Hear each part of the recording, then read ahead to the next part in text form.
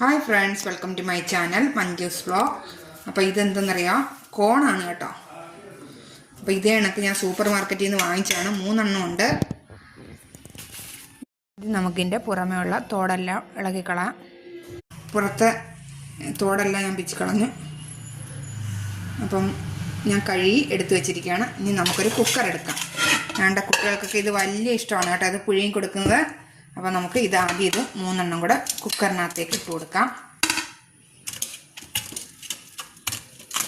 അപ്പം ഞാനിത് കുക്കറിനകത്ത് കൊള്ളാത്തതുകൊണ്ട് 2ആയിട്ട് കട്ട് ചെയ്തെടുത്തിരിക്കുകയാണ്.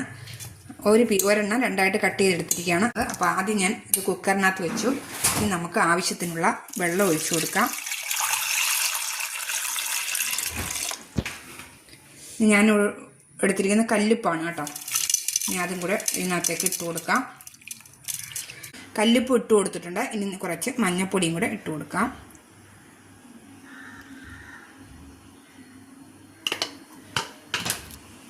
നമുക്കൊന്ന് മിക്സ് ചെയ്തെടുക്കാം.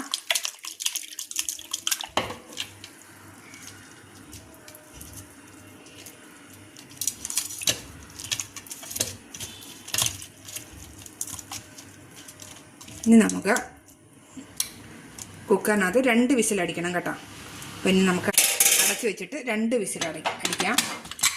കുക്കർ തുറന്ന് നോക്കാം. അപ്പോൾ നോക്കിക്കേ, നല്ലോണം വെന്തിട്ടുണ്ട് കേട്ടോ. നമുക്കതൊരു പാത്രത്തിലോട്ട് മാറ്റാം. അപ്പോൾ ഞാനൊരു പാത്രത്തിലോട്ട് മാറ്റിയിട്ടുണ്ട്. ഇനി നമുക്കിതൊരു മസാല വരട്ടാം. അതിന് എന്തൊക്കെ വേണമെന്ന് നോക്കാം. അപ്പോൾ അതിന് വേണ്ടിയിട്ട് ഞാനൊരു പാത്രം എടുത്തിട്ടുണ്ട്. അതിലേക്ക് 1 സ്പൂൺ മുളക് പൊടി, 1/4 ടീസ്പൂൺ കുരുമുളക് പൊടി,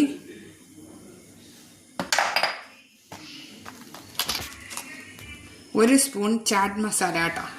ഇതാണ് ഞാൻ സൂപ്പർ മാർക്കറ്റിൽ നിന്ന് വാങ്ങിയതാണ്.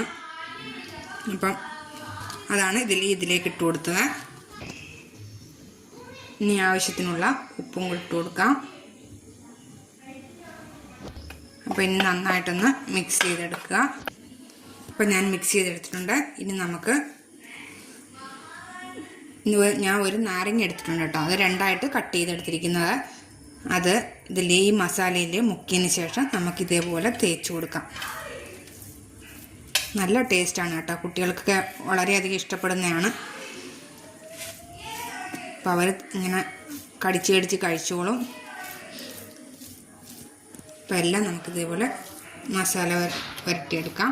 നമ്മുടെ മസാല കോൺ റെഡി ആയിട്ടുണ്ട് കേട്ടോ. ഇത് കുട്ടികൾക്കും എല്ലാവർക്കും വളരെ ഇഷ്ടമാണ്. വളരെ ഹെൽത്തി ആയിട്ടുള്ളതാണ് കേട്ടോ കോണ്. അപ്പോൾ ഇത് കഴിക്കുന്നത് വളരെ നല്ലതാണ്. കുട്ടികളും എല്ലാവരും കഴിക്കുന്നത് വളരെ നല്ലതാണ്. അപ്പോൾ ഇതേപോലെ നിങ്ങൾ ഉണ്ടാക്കി കൊടുക്കാൻ മറക്കല്ലേ.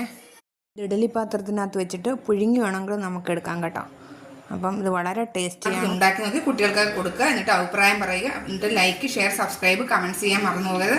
അപ്പോൾ ഇനി ഞങ്ങൾക്ക് വീണ്ടും ഒരു റെസിപ്പിയുമായിട്ട് നമുക്ക് വീണ്ടും കാണാം. അതുവരെ ബൈ.